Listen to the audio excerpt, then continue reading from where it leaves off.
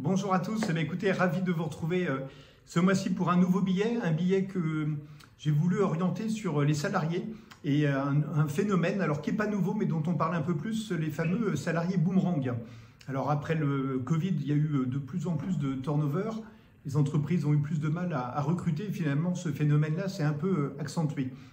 Alors je voulais essayer de décortiquer un peu le phénomène avec un côté assez admiratif, notamment vers ces personnes-là, puisque je trouve qu'il y a une forme d'intelligence et de courage finalement à assumer des erreurs, d'avoir quitté une entreprise et de reconnaître que cette entreprise est finalement très bien, ou en tout cas correspond à leurs inspirations du moment.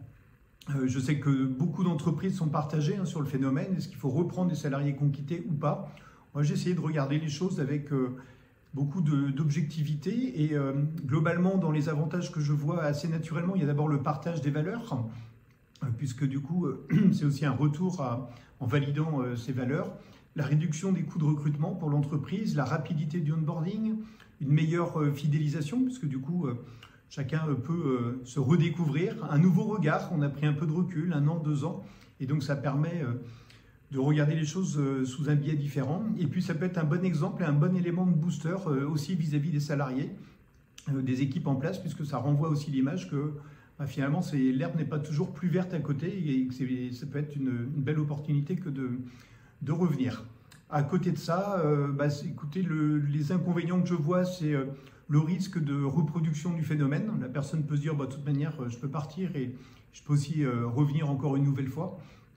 La gestion du changement, parce que finalement, c'est aussi les gens qui peuvent revenir assez habitués à ce qu'ils ont fait. Or, chaque changement de collaborateur est aussi l'opportunité pour l'entreprise pour la faire évoluer.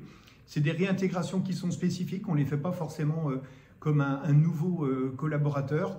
Un impact un peu sur la diversification dans les équipes, une stagnation culturelle, puisque finalement, c'est des gens qui ont connu globalement, principalement cette entreprise, et qui vont repartager les mêmes valeurs, mais finalement pas insuffler une nouvelle culture.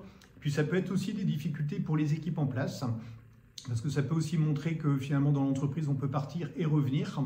Voilà, alors chez MV Group on n'a pas un avis ultra tranché, en fait c'est avant tout l'aventure humaine, la relation humaine qu'on a pu créer avec chacun des collaborateurs, qui fait que globalement on s'autorise ou pas le fait de réintégrer des collaborateurs. Et on en a quelques-uns qui nous ont rejoints sur les derniers mois et c'est vrai que ça fait plaisir d'avoir des gens dont on partageait très bien les valeurs, qui sont partis très proprement de l'entreprise, qui avaient expliqué leur projet, qui ont considéré leurs managers, y compris leurs collègues.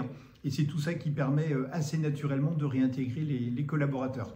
Écoutez, je vous laisse lire mon billet. N'hésitez pas à commenter, à liker, à me faire part de vos retours d'expérience, de vos avis personnels sur le sujet. C'est ça qui m'intéresse. Merci, à bientôt.